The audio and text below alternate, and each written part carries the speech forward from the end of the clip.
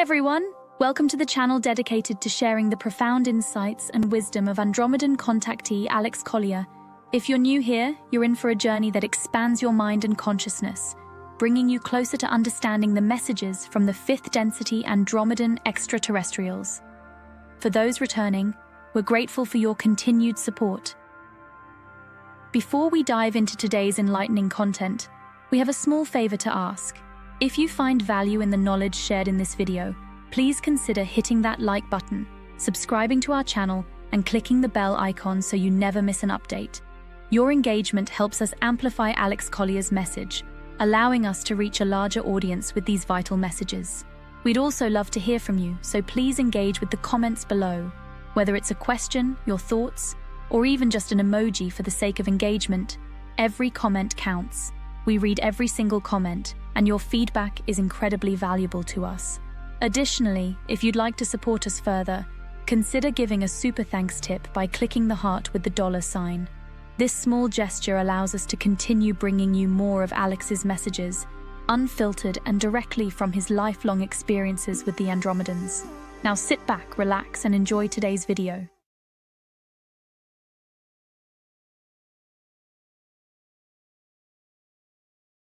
Good afternoon, good evening, good morning, and welcome to webinar 87.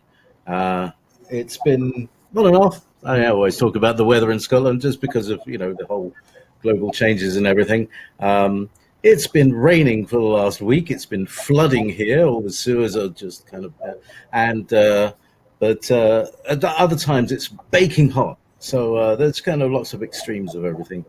And it's otherwise quite nice. Anyway, how's things in Colorado, Alex? And what are you going to be talking about this week? Okay, well, you just told everybody what I was going to talk about. It's been hot here in Colorado. We get an occasional thunderstorm, but August is typically hot here. I mean, Colorado is the high desert. That's really how it's classified. Ladies and gentlemen, we have a lot of things to talk about. The mini ice age solar minimum change to Earth's orbit is it's involved. There's a lot of components to this, and I think you'll really find this fascinating. I know that I did, and truthfully, there's no conclusion at this point. But there's a lot of pieces that have to be looked at. And then, of course, the game of disclosure. So we'll close with that. Current stat, those of you who are in America, you know about Jeffrey Epstein. Did he or didn't he not commit suicide? No one I know in all of my circles believe he committed suicide. 99% of them don't believe he's dead at all. I guess one day we may find out, or we won't. I don't know. But if we've learned one thing, is that when they want you to look in this direction, there's usually something else going on that they don't want you to pay attention to. And we're all looking for what that other thing is. So anyway, we'll get to that. Solar minimum. James brought this to my attention a couple weeks ago, and I'm aware that there are people out there who are talking about a mini ice age. Now, in researching this and going back into past notes, and trying to piece things together, I'm going to lay this all out for you today. And we have the board, and I have a prop, a small globe. That's all I can find. Okay, to give you an idea about what's really happening. Now, as far as CO2 gases, 50 million years ago, the CO2 in the atmosphere was above 50%. It was really high. And what caused that, they think, was volcanic activity in the ocean, killing much of the plant life in the ocean, so that when the plant life died, it released CO2 and carbon into the atmosphere. That's what they believe happened. Now today it's at 30%, just a little bit over 30, but in that area. And if we were to look at what's happening in the Pacific Ocean, the fact that Fukushima and all the volcanic activity that is going on in the Pacific Ocean and the new dead zones that have occurred because of Fukushima and the volcanic activity, both in the northern Pacific and to a large extent the volcanic activity in the South Pacific, in the ocean. If we were to follow that logical thought, that could be a reason for the increase in CO2 in the atmosphere. However, that has not hurt the planet at all. In fact, in the last 20 years, tree growth, plant life, the greening of the forests and the world itself has been equal to twice the United States. That's how much regrowth there's been because of all the CO2.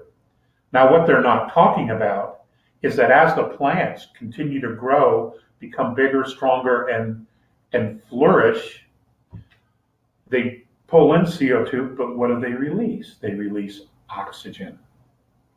Okay, they're not talking about the fact that the oxygen percentage in the atmosphere has gone up over 2 points, 2%. They don't ever talk about that shit.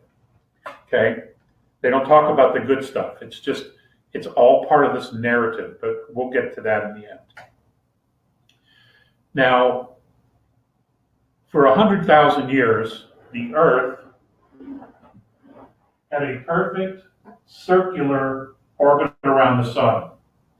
Somehow, in the last few years, and no one is saying how or exactly when, we moved into an elliptical orbit, okay, which is significantly different. Because at one point, we are further from the sun than we were, okay? Now, to also complicate the fact that we're now instead of a circular orbit, an elliptical orbit, we also have the planet tilting. Now, if you've been paying attention to the sun at all, where it rises and where it sets, it is rising and setting at 40 degrees north of the equator. Okay? That means the planet is tilting more than 23.5 degrees, significantly more. And what's happening is as we move to this elliptical area, which we would consider winter, okay, the northern hemisphere, our winter, the northern hemisphere is further from the sun than it used to be. So it would obviously be a little bit cooler.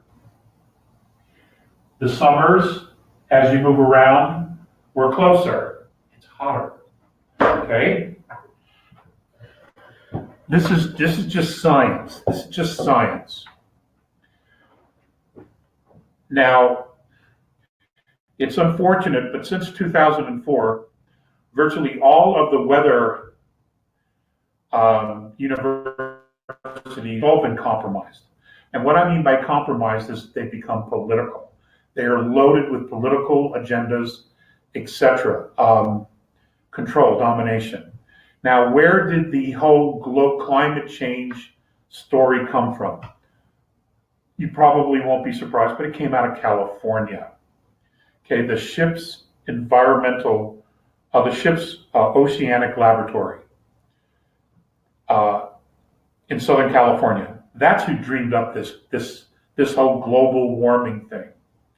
The reality is, yes, at certain times of the year it is warmer, But overall, the temperature is actually cooling off. Now, is that particularly just because of the tilt of the planet and the fact that we are now, for some reason, in an elliptical orbit?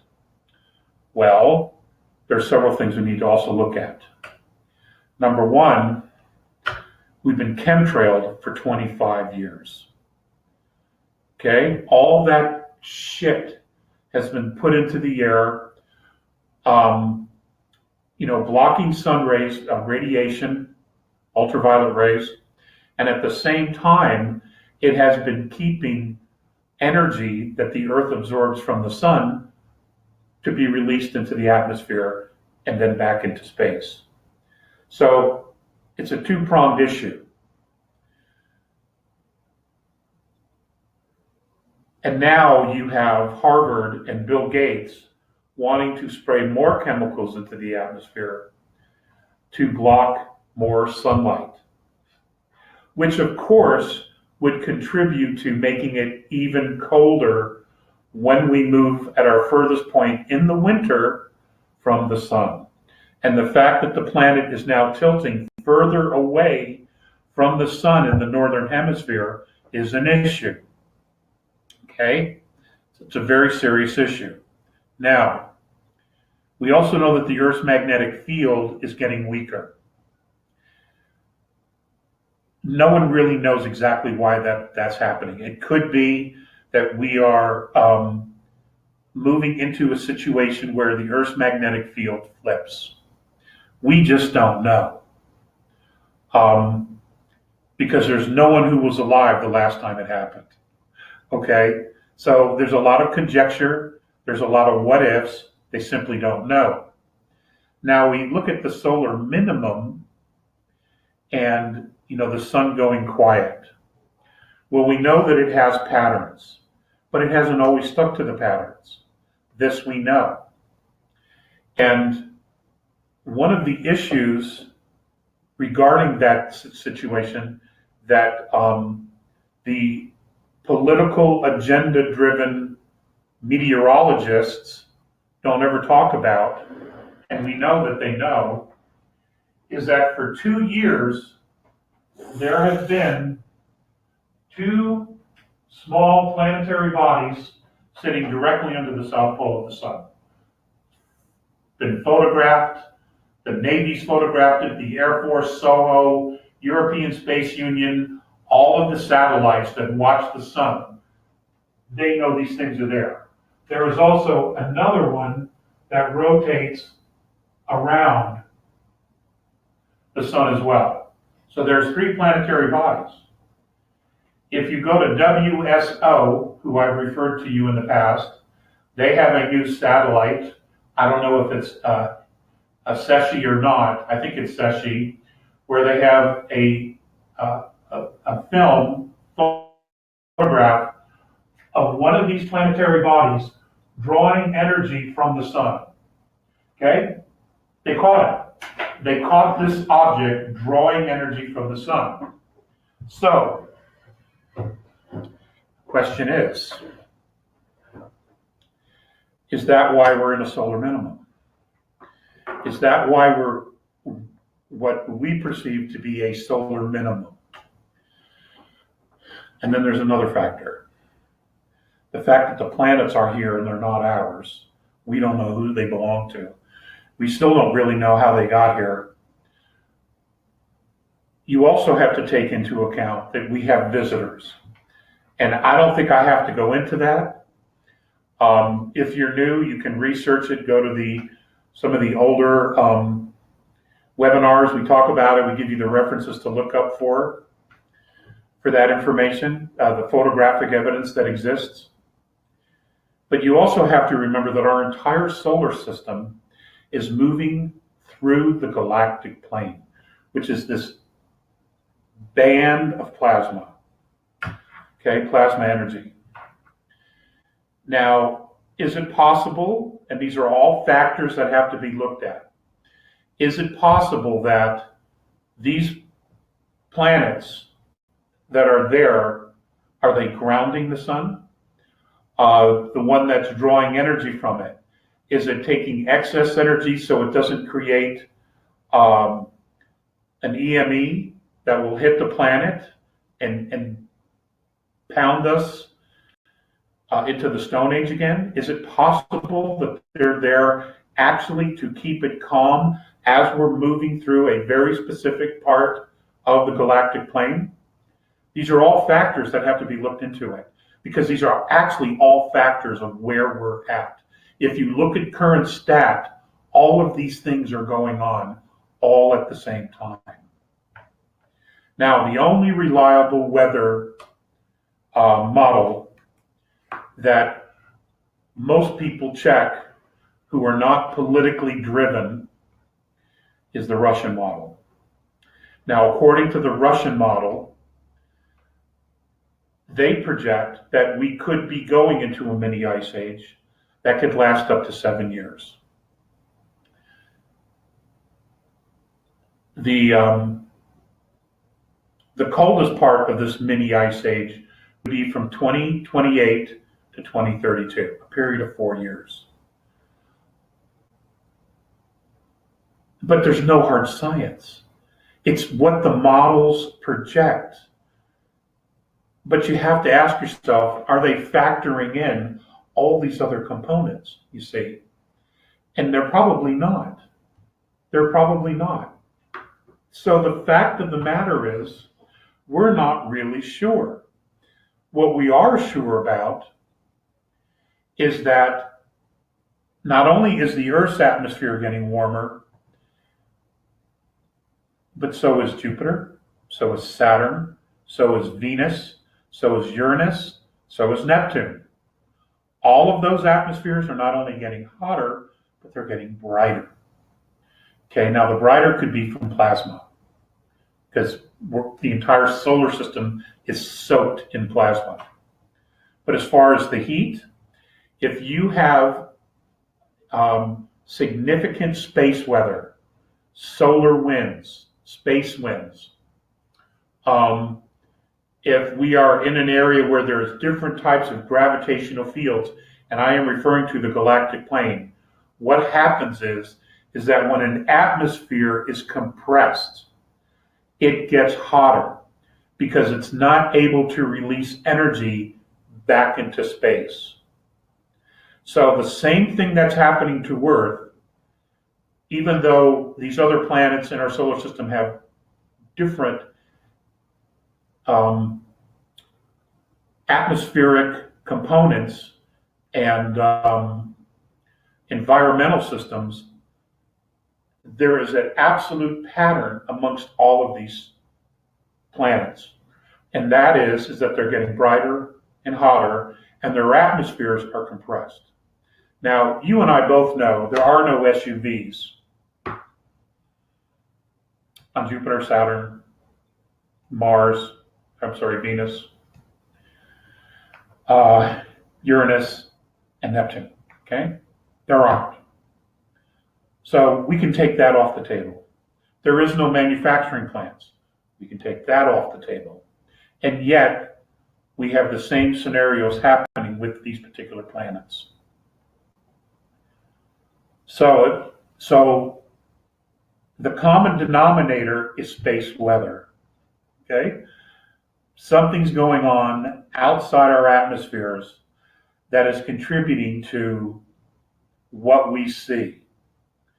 Now, greenhouse is absolutely the wrong word. My grandfather owned a greenhouse. The Earth is not a greenhouse, okay? That's the wrong scientific word to be using it with it anyway.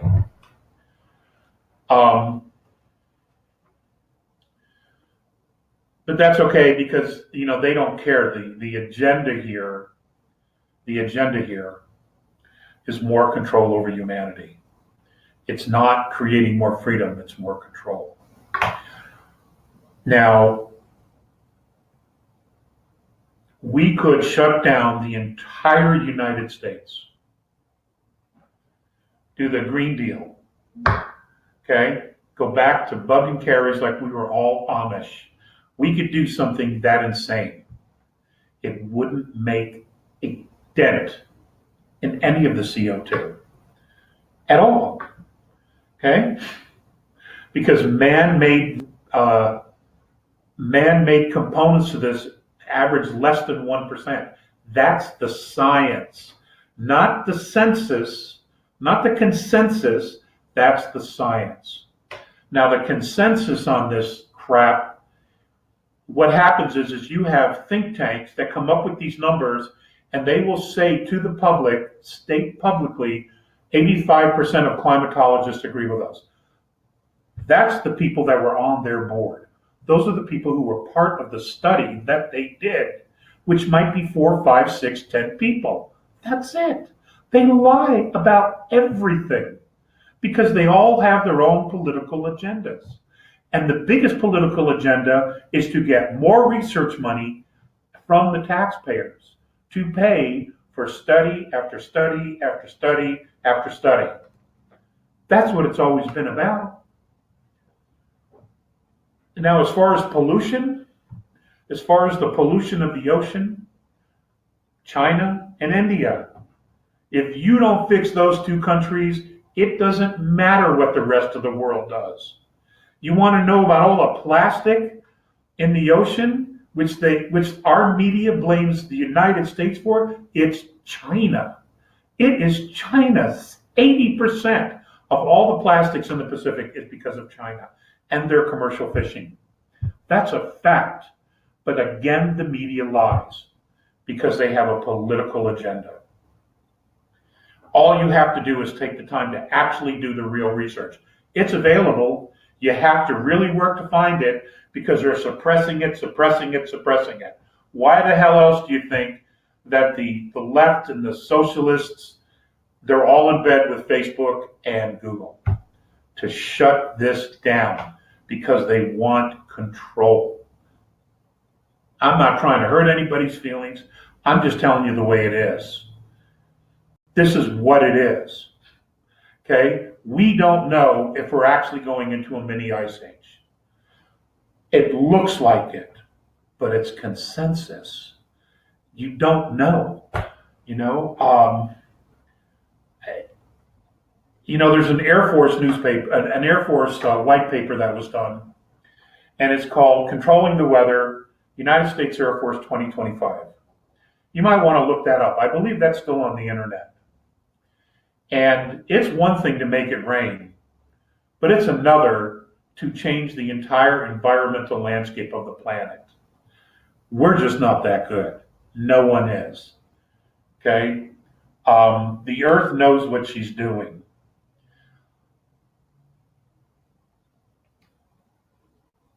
There's also a lot of fear about volcanic activity and tectonic plate movement. No one knows exactly how this is all going to work because we're still learning.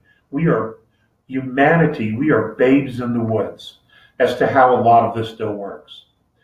But you have to know this. The planet is expanding. She is getting bigger. Okay? She's getting bigger to accommodate a larger population. The CO2 gas is providing more fuel for plant life and reforestation in order to supply more oxygen for a growing population. Now, this is all happening without us screwing with it. You see? Because nature is a hell of a lot wiser than we are. And, the Creator, God, Isness, Great Spirit, whatever word you want to use, is incredibly far more intelligent than we are. And that's what's going on here. It's like someone took control of the narrative of the minds of humanity. And they're going down this one path when nature is going down another. And what they're trying to do is blame humanity for the fact that nature is doing what it's always done. That's change and evolve and adapt. Okay? That's what nature does. And that's what we should be doing. because we have become so separated from the earth and from nature that we don't even recognize the signs. We're like, oh my God, that's scary. When it isn't scary at all. We need to be in sync with nature, not opposing her, because we'll never, ever win that battle. Ever. Okay? She's been here billions of years. Billions of years. We haven't. Okay?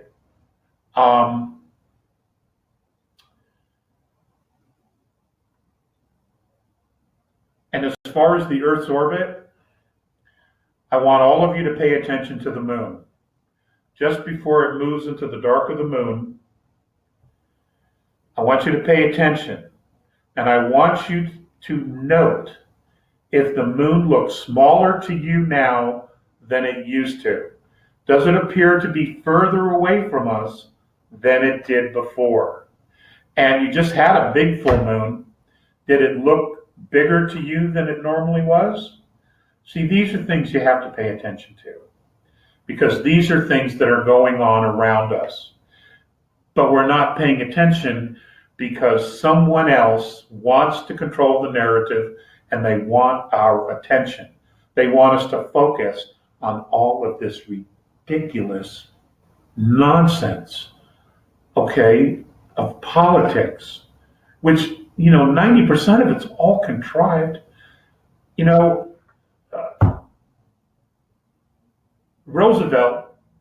Franklin Delano Roosevelt once said, nothing ever happens in politics by accident. Truest words ever spoken by a politician, because they don't happen by accident. It is so controlled, it is so manipulative, so manipulated, that the only ones who don't get it are usually the citizenry. And hopefully we're waking up to this. This whole climate change thing, the real, genuine scientists who are being shut down, outcast, censored in periodicals, journals, they're calling it a hoax because they know it's a hoax. The science isn't there. And anytime you hear anything, any scientific anything, well, the consensus is, it's bullshit. Okay? Please operate from that premise that it's bullshit. Scientists don't work on premises. It's fact or it isn't. It's real or it isn't. That's it. Okay? Politicians work on consensus. My constituency, the consensus of my constituency is this. And they'll kowtow to it. Just watch just what's going on with the Democratic debates. There it is. It's right there for you to see. Okay?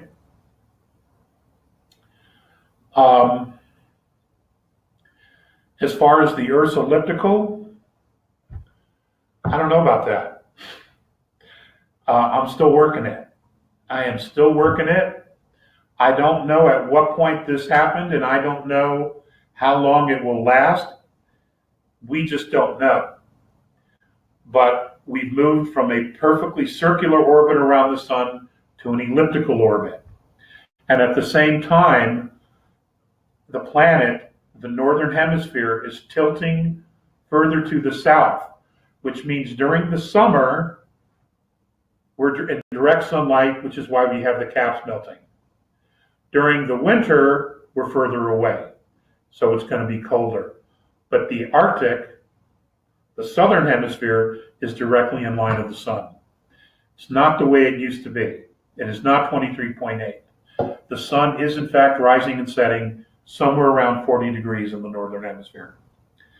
That's a huge, significant change just in the last several years. It clearly shows that there's something going on with the planet. We also know that the Earth's magnetic field is fluctuating. It's shifting, it's changing. This is why we're having such extreme weather patterns, because the jet streams, when the Earth's magnetic field is low, the jet streams come down to the surface and create havoc. It also moves ley lines, which is how animals migrate using the magnetic ley lines of the Earth. When they go out of whack and they move, that's why you're finding whales beaching, dolphins beaching. You're finding birds where they're not supposed to be. It's crazy. So there's a lot going on the planet, all at this time. There's many different components that don't fit together like a puzzle just yet. They just don't. So we have to watch, we have to be aware, we have to pay attention to nature, to the Earth herself. Not listen to a bunch of lies and narratives from a group of politicians who want to restrict your freedoms, charge you and penalize you for what nature's doing on her own, and garner more power for themselves. That should be your first clue. Okay, but they're so good at creating fear, getting you worried, getting you upset about what's really going on. I mean, they're just masters at it. They've been doing it for thousands of years.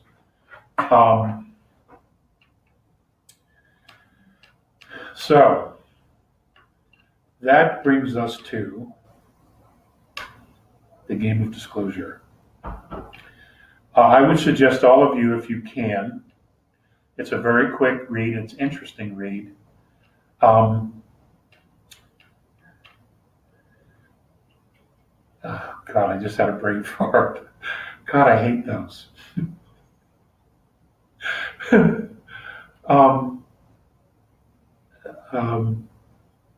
What's his name? Buford? The guy from Japan who does the newsletter.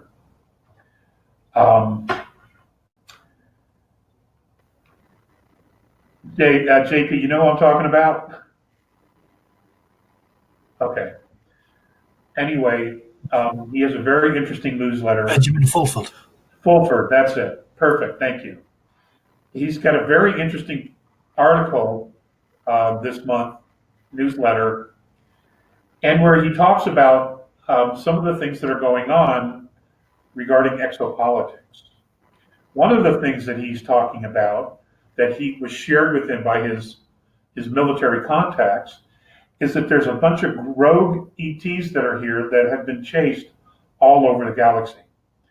You know, I just want to remind you that we shared that with you years and years ago. Now they're beginning to talk about it.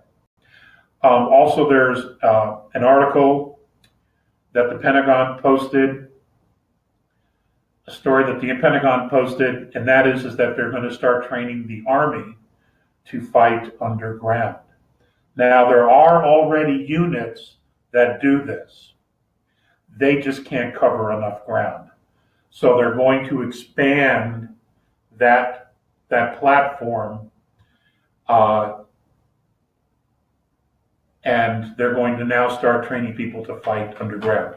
Now, you have to ask yourself why. Okay, those of you who have been part of this webinar and have been following the information that we've been presenting over the years, you already know the answer, because that's where the dredges are. That's where the dirt bags are. Okay, those who have so screwed with humanity have been hiding. It's underground. And now it's time to finish the job. And as I have shared with you before, that even though we've been getting benevolent assistance, this is still our responsibility because it's our planet. It's not their planet, it's our planet, you see. So they're expanding the capabilities and the technological ability to go underground into these caves, these caverns, which are extensive, these tunnels. The tunneling system around the Earth is absolutely remarkable. It's beyond comprehension.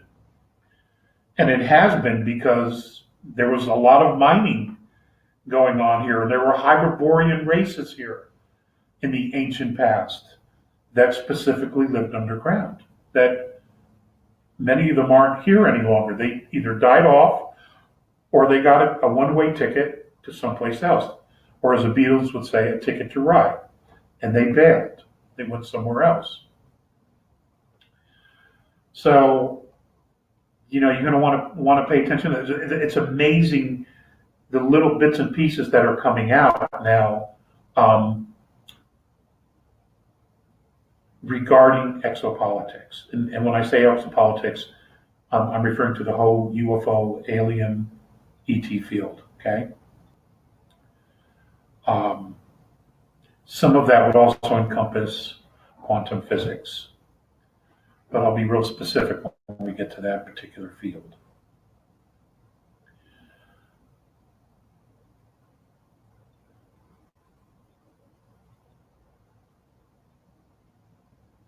What's happening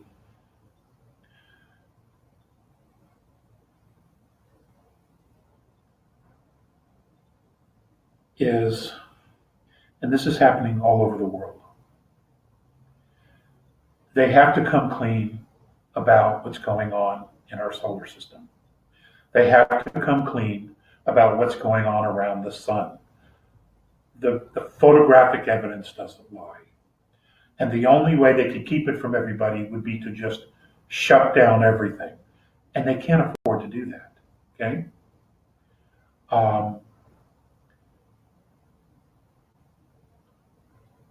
The reason the planet is awakening, the reason that humanity is awakening,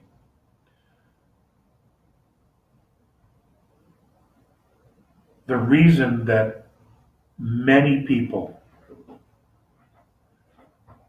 are beginning to see things they never saw before is because the frequency is changing so dramatically. And a lot of it may have to do with the galactic plane, this huge plasmic field we're going to be traveling through for years. A lot of it also has to do with the overall awakening of humanity's consciousness, which has been dormant or suppressed and asleep for quite some time.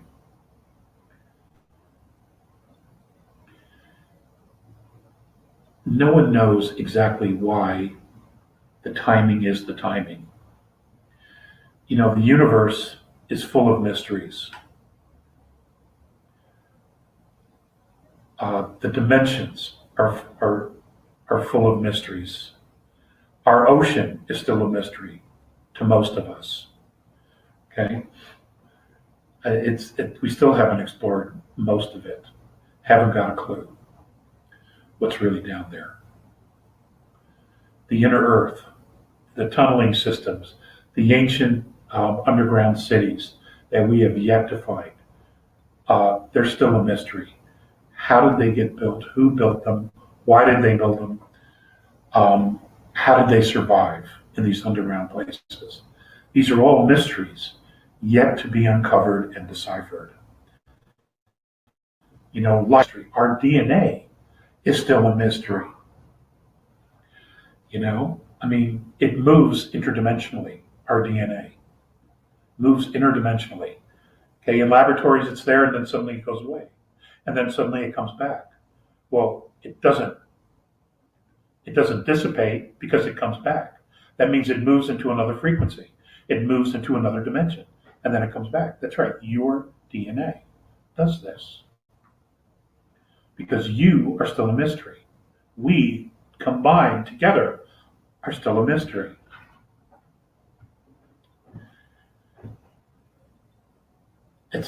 It's remarkable.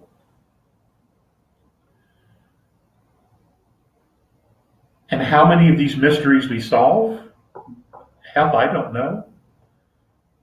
I think we have some really good pieces, but there's many pieces we just don't have. We don't know yet. We're not aware of. And I think the biggest piece, the biggest mystery is ourselves. Who are we really? Okay? I mean, you could pull out your driver's license and look at it and say, well, that's me. Well, no, it really isn't. That's the body and the name and the identity you have now. But are you that same being in fourth density, fifth density, sixth, seventh? No, you're not. No, you're not. And that driver's license won't follow you there. So if you do ascend, you do jump dimensions, you better know who the hell you are, because your driver's license isn't going with you, nor is your American Express or your Visa. So you have to know who you are. Okay? That's all part of the school in here.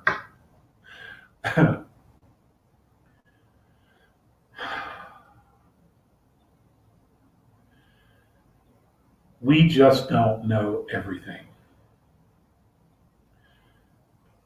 The changes that are coming are the energy that's feeding the changes we have here in third density is all coming from a higher dimension. It's coming from fourth and it's coming from fifth. There may even be some energies from sixth coming. But they are coming down, they are filtering down and changing our reality. Now, we can either look this way and listen to the damn narrative of these idiots who want to control and manipulate everything so they remain in power, or we can turn our focus back to what is. What is, in fact, going on around us? And the only fact that we have that we can actually be aware of is nature. Because nature doesn't have a political agenda. It just is itself. It's nature. It's change. It's evolution. It's not Democrat. It's not Republican. It's not the Labor Party. It isn't the Politburo. It isn't Parliament. It isn't any of that crap. It's just nature. It is what it is. And it's always moving in the flow of creation. Always. And the fact that it's been here, and even when the planet's gone through something horrific and it comes back, it brings itself back to life, it manifests, it rebuilds, it works. Okay? It never becomes extinct. It just doesn't. You think Mars is a dead planet? No, no, no. Mars is not a dead planet. It never has been. That's just the shit they want to feed you. Okay? Hale Crater. H-A-L-E. Hale Crater. Research that. Okay? Research that. And around it. Yeah. The poles. Search the poles of Mars, where all the built ice is, the water. Yeah. It's never been dead. Okay?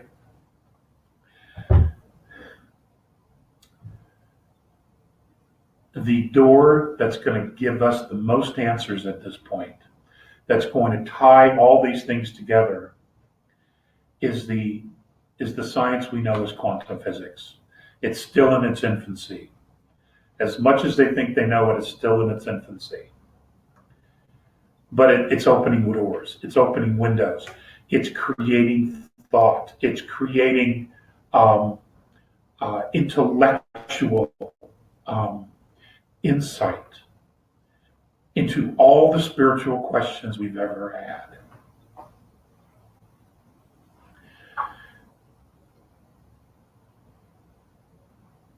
And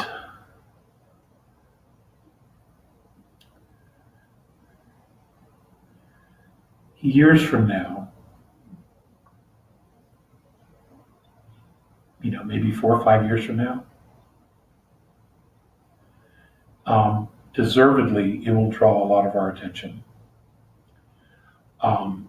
what we have to be careful of is that it's not politicized. That specific groups hijack the truth of nature and quantum physics and try to turn it into something political so that they can control the narrative and create an agenda that gives them control over others and suppresses the truth.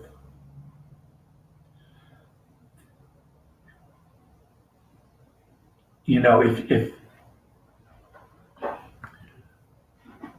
a real healthy perspective, I can say this for myself, so I'll use me as the example here. I try not to listen to the news. I really do. But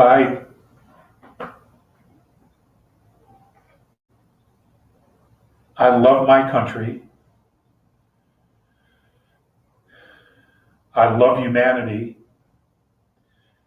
And I'm really sick and tired of people screwing with both.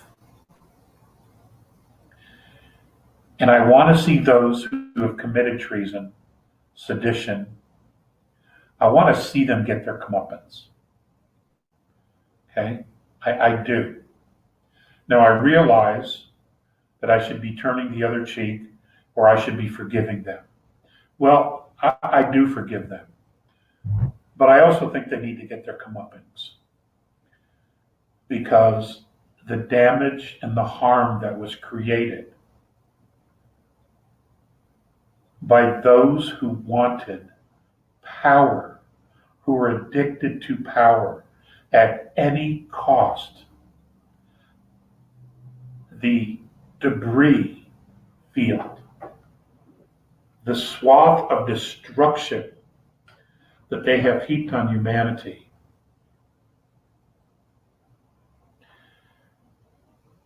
is stunning.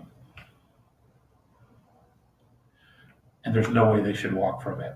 No way should they be allowed to walk away from it. That's where I'm coming from.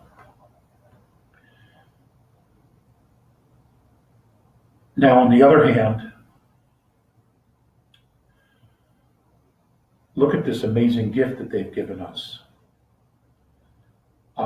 They've clearly showed a majority of the people, not only in the United States, but now the world, and I'm referring to the cabal in general, they've given us an opportunity clearly to see what we don't want. And when you know for sure what it is you don't want, being able to clarify what it is you do want is that much easier. There's no hemming and hawing.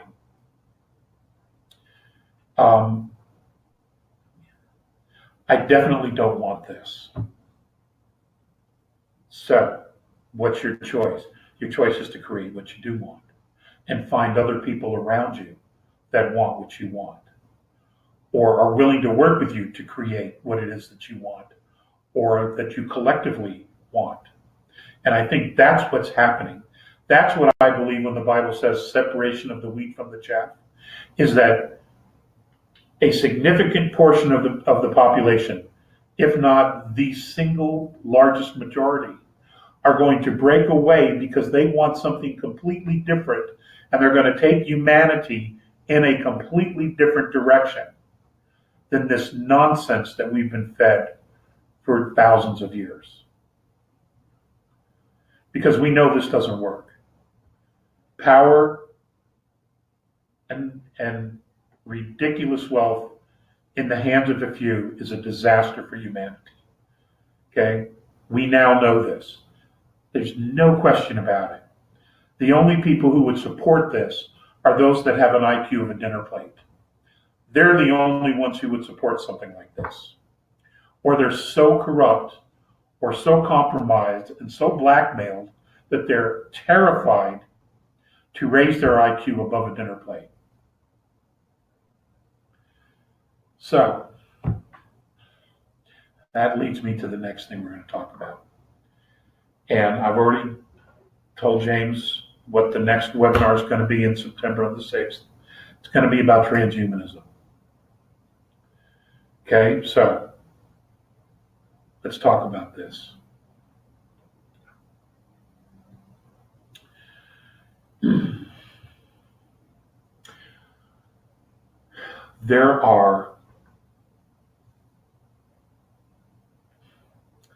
There are companies, pharmaceutical companies, and other type of genetic firms, going all the way back into the 50s and 60s, were doing genetic experiments that were absolutely appalling. This led to what happened at Dulce, the raid on Dulce by Special Forces troops to shut down some of the floors at the Dulce base because of genetic experimentation that was going on. That's how far back this goes. We can't forget about that. And there are people, there's still people on here who say, oh, that's Smith, it didn't happen. Bullshit. Absolutely was going on. Absolutely was going on. Now, there are companies right now raising billions and billions of dollars in Dubai. And what they have is they've packaged these kits, these genetic kits, that will give you long life, extended life, superhuman abilities. There are guys now who have apparently had some of these early experiments done to them. They're called super soldiers.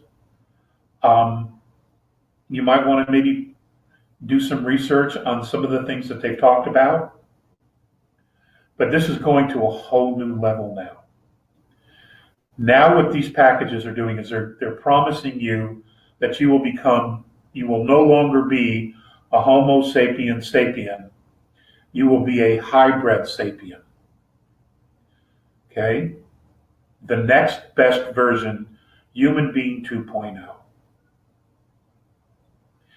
The issue here is that they're using animal, mammal genetics. They're not turning on your own DNA. They are not turning on the switches that have been turned that will give you a third strand and a fourth strand. They are completely altering our DNA with these kits. And right now, one of the things that's going on are the protocols. And those protocols involve, if someone becomes a hybrid, are they in fact a human being? We have to create a whole new set of laws that include this new hybrid sapien, because that's what you are. You're no longer a human being, as defined by the Creator. Okay? You're different. And if you are different and you use these kits to alter your DNA to become a chimera, that's animal-human hybrid, do you still own your DNA? Do you still own your body? These are all things that they're talking about now. And they're raising the money to offer these kits to the people, to create a brand new class of human beings.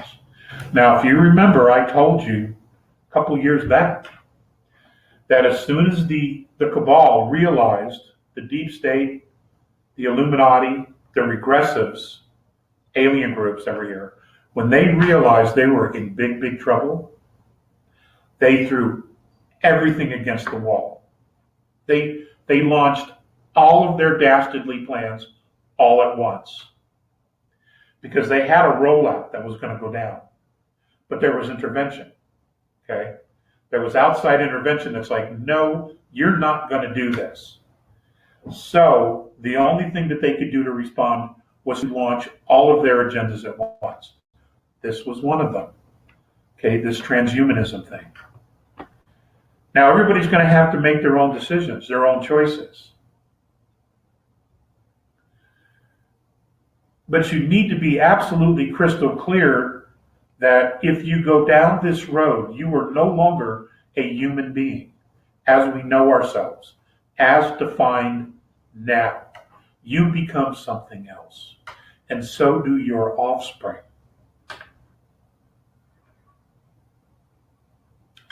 That's coming. They're right now in Dubai talking about this crap. Okay. And hiring people to peddle and sell these kits, these packages. A lot going on, folks.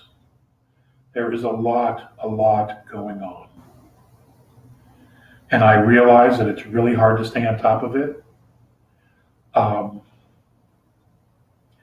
It's difficult because some of it appears to be so extreme. And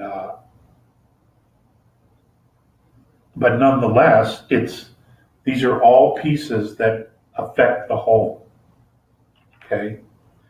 And remember why these beings have been so successful in controlling and manipulating humanity is because they've been so successful in keeping us divided.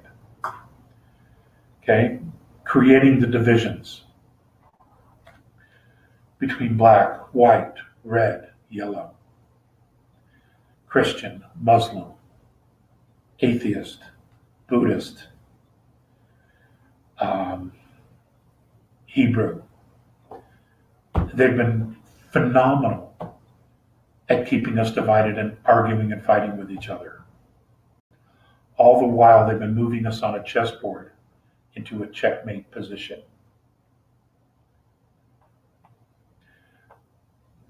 It's a fascinating time to be alive. It really, really is.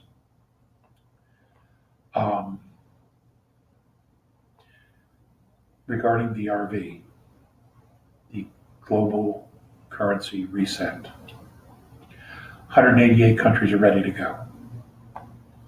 Okay? They're not going to broadcast it. They're not going to televise it. It's going to go. It's just going to flip. It can happen at any time. Okay? But everybody's finally ready. And nothing like this has ever been done before. So they have been making sure that the procedure is not only safe, but those who have totally abused their power are going to find themselves living in homeless shelters. And that is as it should be. Because that would be justice. It really would. So, we're just about at the question stage, and JP, I'm absolutely ready to go, and would love to take some questions if there are any.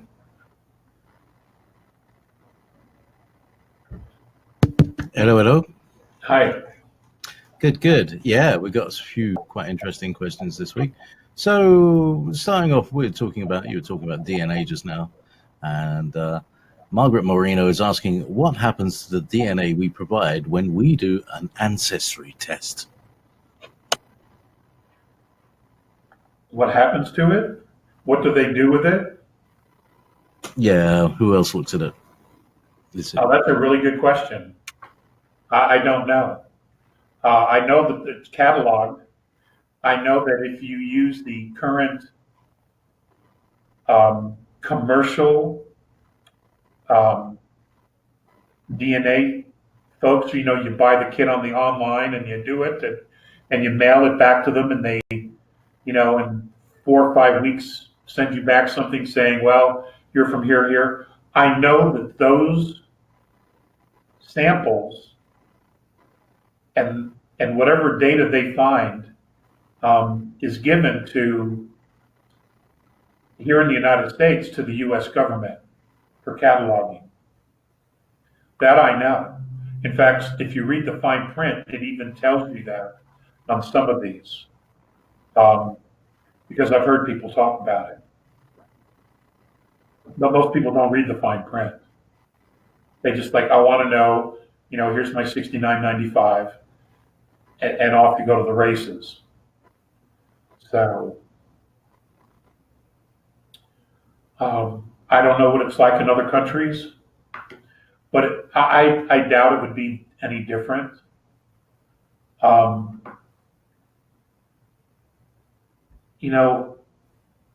In space, in the galaxies, the real wealth is time and it's DNA. It's not precious metals or any of that. It's DNA. That's currency to them. The ability to create life forms is wealth, because the universe is so big and it's continuously growing and getting bigger that civilizations come and go, but the life forms that they've created that still to this day continue to flourish is their landmark. It's their monument to the fact that those civilizations once existed, because these life forms validate that. It's a completely different way of thinking than what we are used to here. Completely different.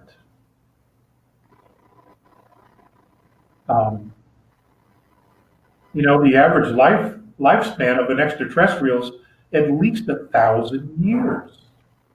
At least. So, their idea of long-term is very different. Definition of long-term is very different than our own. And, here on Earth, you could see 3 or 4 civilizations rise and fall in 1,000 years. It's not uncommon at all.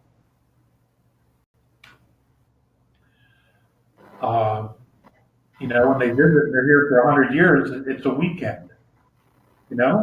That's it. It's just a weekend.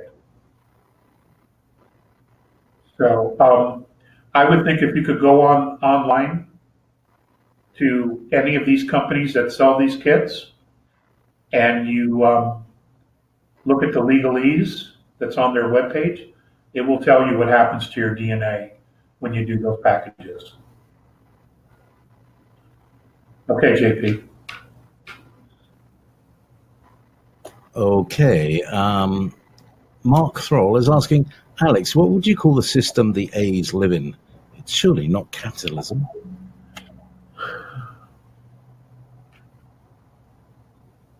No, I wouldn't.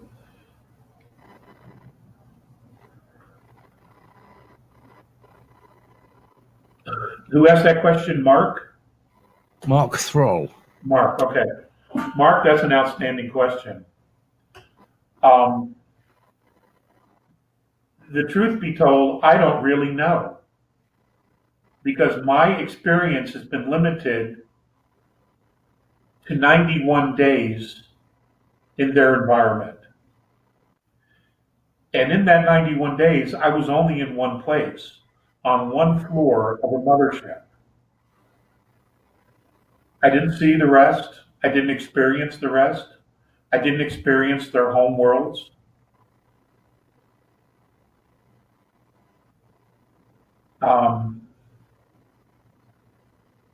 I don't know what you would call it. I don't know if any of the acronyms or definitions of each of those acronyms that we use here on Earth would even be appropriate.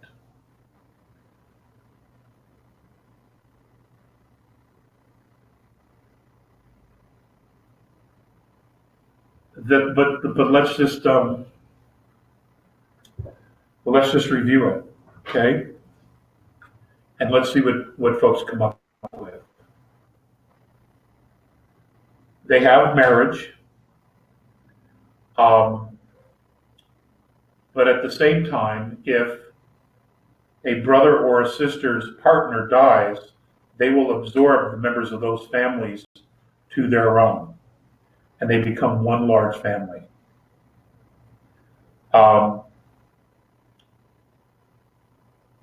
It is acceptable to have children with the dead partner's partner, even though they're not married, but they're considered a unit. Okay? Now,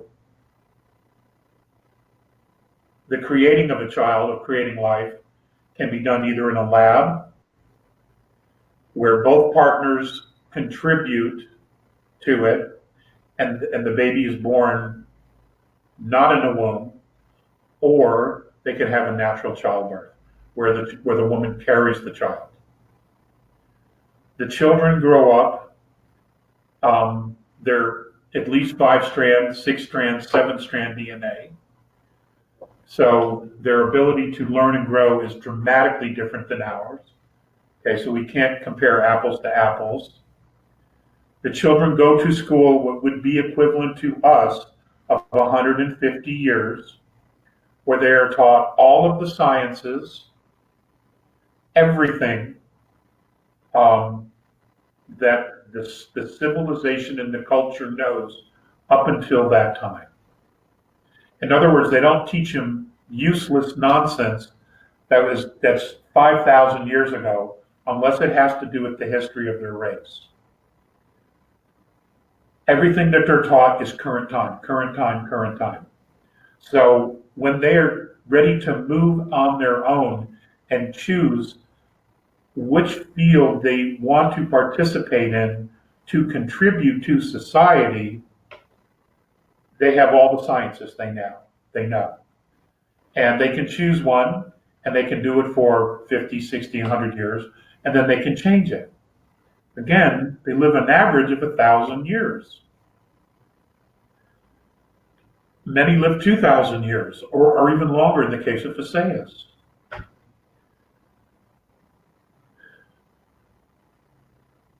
Everything that they need in order to survive and to contribute to society as a whole is given to them freely. Their government, if you want to call it that, is made up of elders who all come together at specific times to discuss whatever currently is going on and or directions that they need to go, or information that's being shared that needs to be distributed to the rest of the population. That part I'm pretty fuzzy about. I simply didn't understand it when I was there. It was over my head.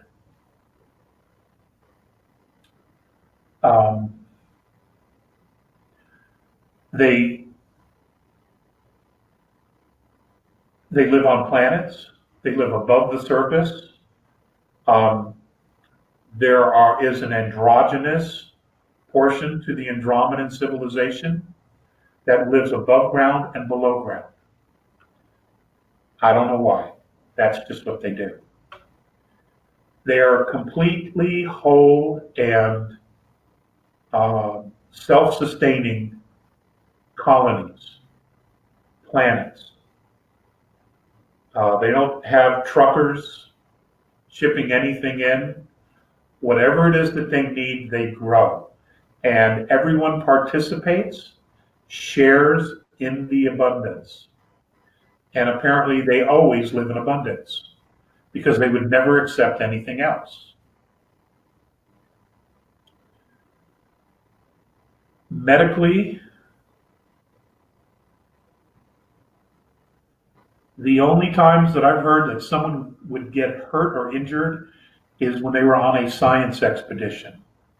And they would come across something that they simply weren't aware of, or they didn't know how to deal with, or they were in an environment that completely surprised them.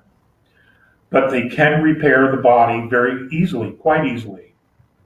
The A's on a whole are fruitarians.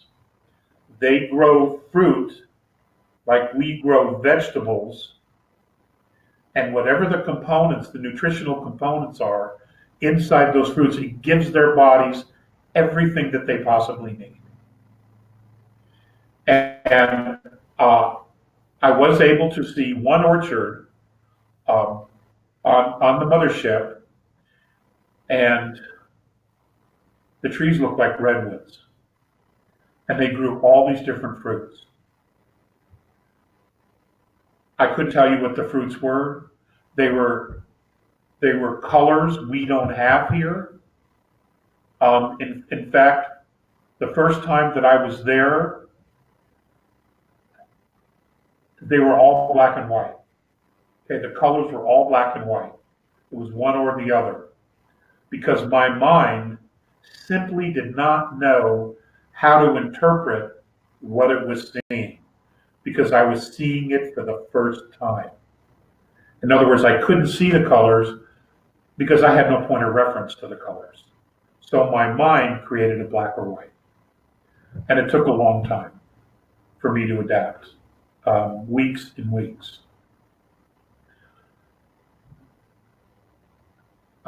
This was also true of life forms that were in the park areas. Each level, I'm told, had a very large park area. The particular park area I was 21 by 21 miles. And there were apartments, housings surrounding them. And in the middle, they were just these incredibly gorgeous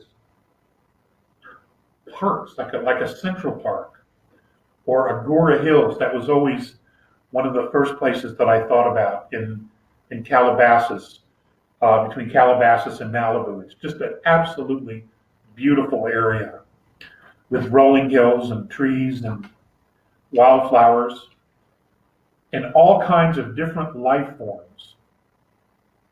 Many of those I didn't see until my third or fourth week, because my mind simply didn't know they were there. It didn't recognize any of it because I wasn't exposed to it. My mind didn't know how to process what it was seeing. And I know that sounds strange,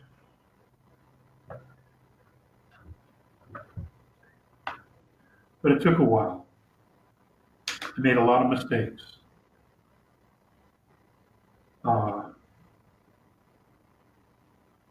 Not intentionally, which they knew.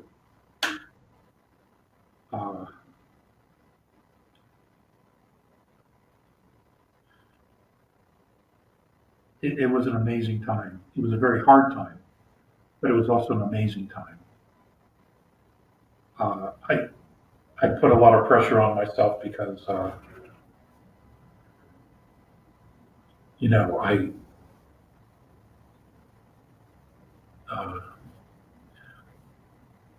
I wanted to represent the best of humanity,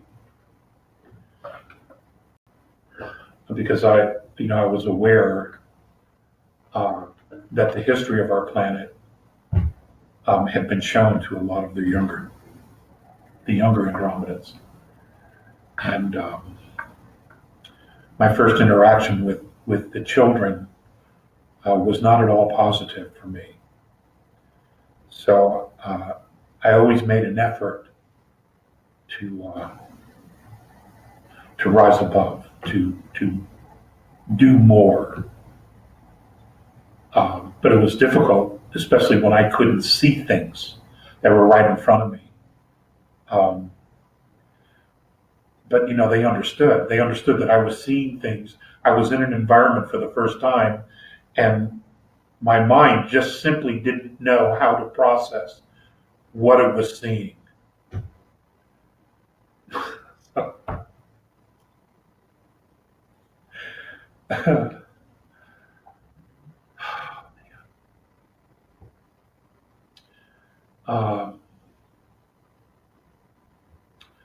Been a lot of learning curves this lifetime for me. A lot of learning curves. But that's what I know. They're an amazingly happy people. They're a very authentic race. They let you know right off the bat if there's something going on they don't like. If you're thinking something that they're not comfortable with.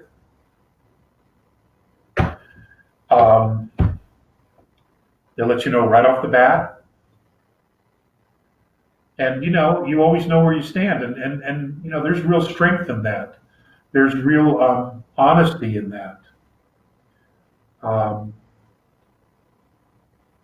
It keeps you real 24/7 or whatever the hell it was when I was there.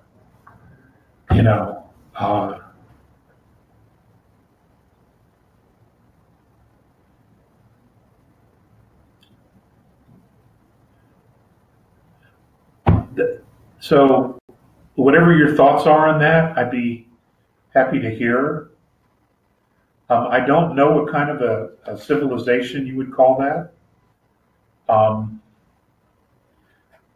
They always seem so healed, so genuine, so balanced. Everybody knew what they were doing. Everyone respected each other.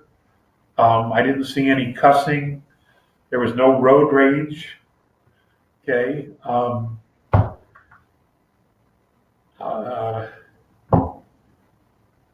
There were no gangs, none of that. And if you moved, I think if you were to move against one of them, it would be a move against all of them. And then you'd have a real problem.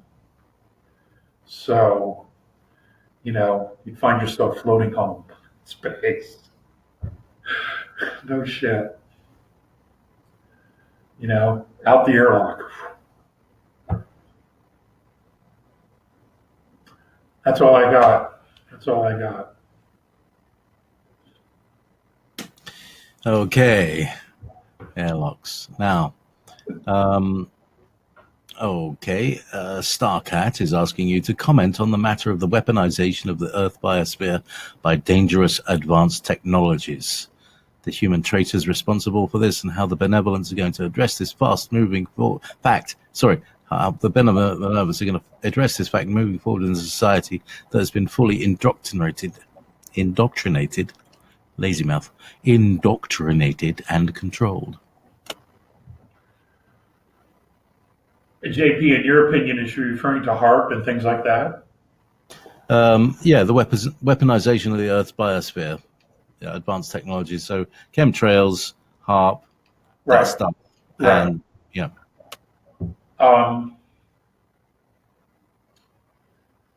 that's a really good question. I don't know what their plans are to take that stuff down.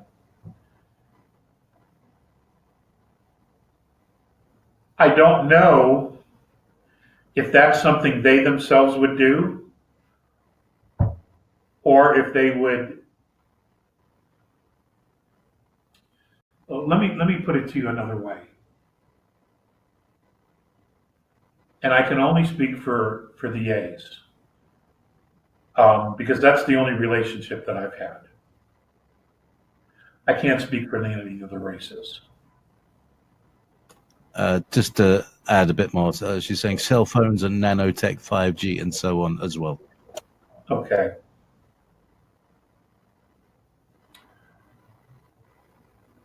If I've read the A's right, what they would essentially do is they would implore the governments or the technological companies, more likely the governments, and they would tell them exactly why this is harmful and the long-term effects that it would cause on everyone. And they would implore them to voluntarily shut these things down. See, the whole point here is to teach self-responsibility. They've always been this way. I don't know if they would come in with a starship and blow up half of Alaska to take out HARP, or go into Russia and take out theirs, or to go into China and blow up the two that they have in China. That's right, 2 HARPs in China. Okay, the one in Australia, I don't know if they would do that. But what they would do is they would tell them, look, long term, this is what you're doing to yourself. You need to dismantle this. Just like what the Pleiadians supposedly did when they talked about nuclear weapons, or when they were warning the US military not to make a deal with the Orion Consortium, the Orion Group.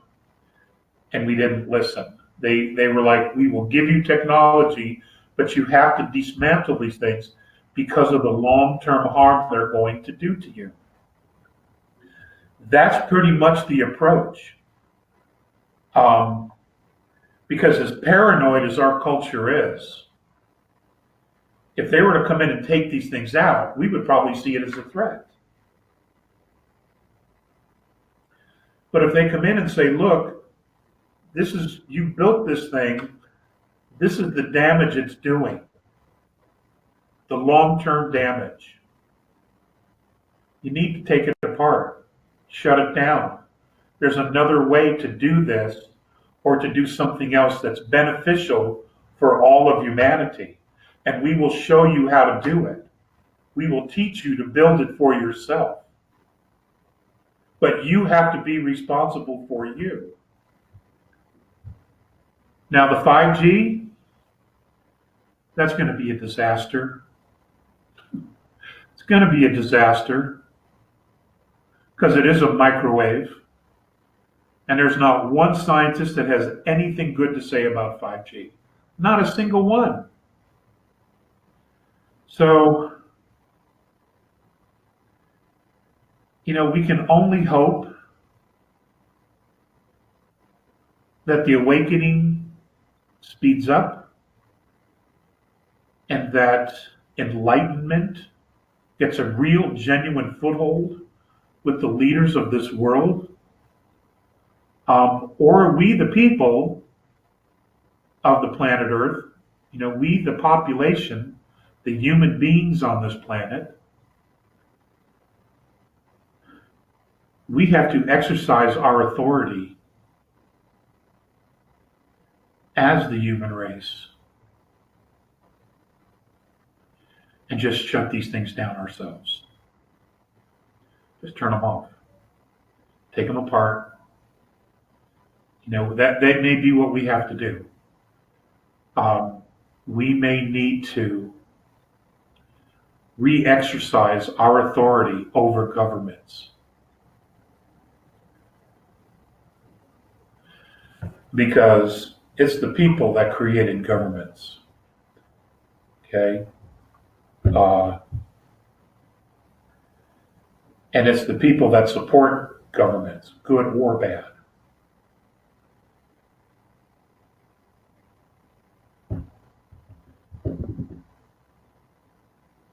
God, there's that line from the Declaration of Independence that Jefferson wrote about overthrowing a government that is unjust to its people, that we have an absolute obligation, to throw off any government that doesn't meet the needs of the people and is in fact harming the people. I can't remember the exact line. But that may be the best part of the Declaration of Independence, is that line. Because, that applies to everyone worldwide. It really does. Because in reality, we're all fighting. We all really want the same thing. We want freedom. We want to be free. So, okay, that's all I got on that, JP. Okay, now there's a few questions that are kind of slightly. Here's one from Maria Gill. Can you speak to the issue of the simulated or fake sun? It's killing my plants and creating very deformed and damaged flowers. Do we see it in Scotland here? Don't know if we see any sun in Scotland.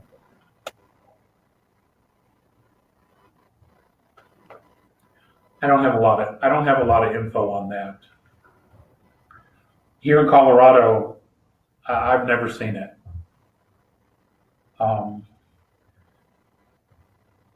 So I just don't know. I don't have a lot of data on it.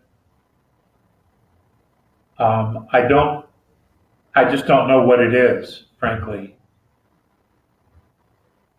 If anything, I would want to know, well, who built it? We didn't build it on Earth. There's no way you could launch something that large into space without us knowing about it. It had to have been built somewhere else and then brought in and placed in orbit or wherever it is. I'd be more interested in that, frankly, and why they even felt it was necessary. Is it because we're moving into a mini ice age? Is that why they're prepping it to give us more light? I don't know. I simply don't know. I don't have all the answers. Like you, I'm still on the path and I'm still searching. So, but that's a really good question. Thank you for asking it. From Lauren, are the Seeker where we get our dragon mythologies? And if so, why do Asians, especially the Chinese, see dragons as their protectors? Different relationships. Maybe not all sea cars are bad. There's always duality in almost everything. That's a really, really good question. I don't know what the relationships that the Asians had with the sea car or the dragons.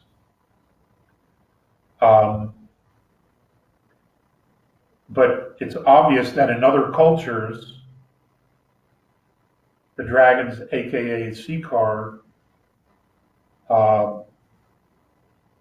were very malevolent. And I, not having been around in those days, I simply couldn't tell you why.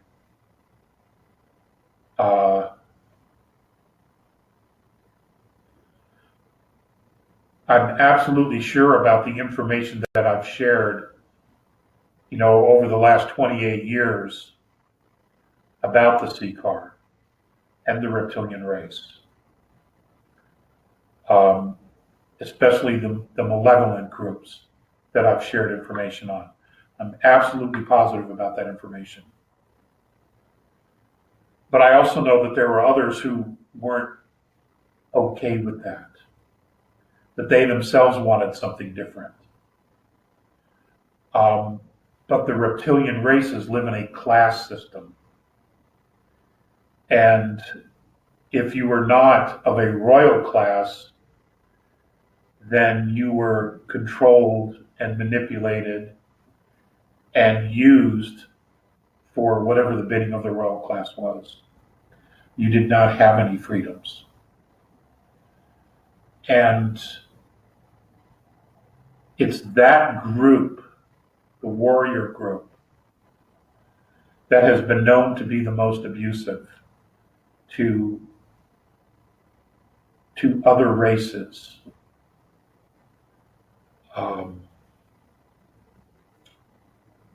To evolving races when they went to planets and they took over.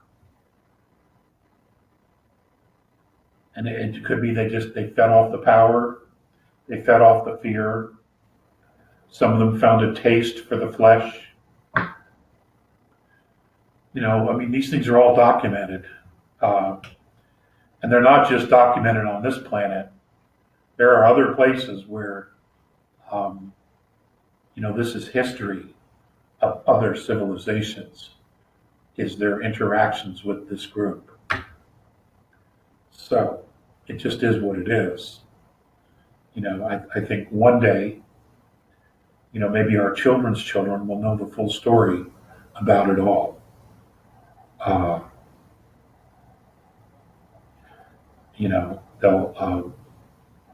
They'll hear the stories, they'll see the history, they'll see the historical documents, the holographic films of what their histories were and their interaction with different races as information is shared between our culture and other cultures sharing their history with us. As we become more and more part of the galactic family, those interactions will occur. That exchange of information is going to occur, as well as other things, music, botany, life forms. All those things will be shared. It's going to be something that's going to be remarkable. It really is.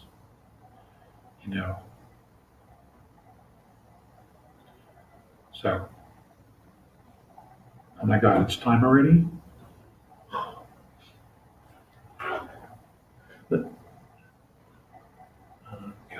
I gotta go. Shit, there's somebody outside the door. Folks, I'll see you in a couple weeks. I'll be in Yelm at the end of the month. So I'll see you on September 6th. Thank you for attending this webinar. I appreciate all of you. Thank you so much for watching today's video.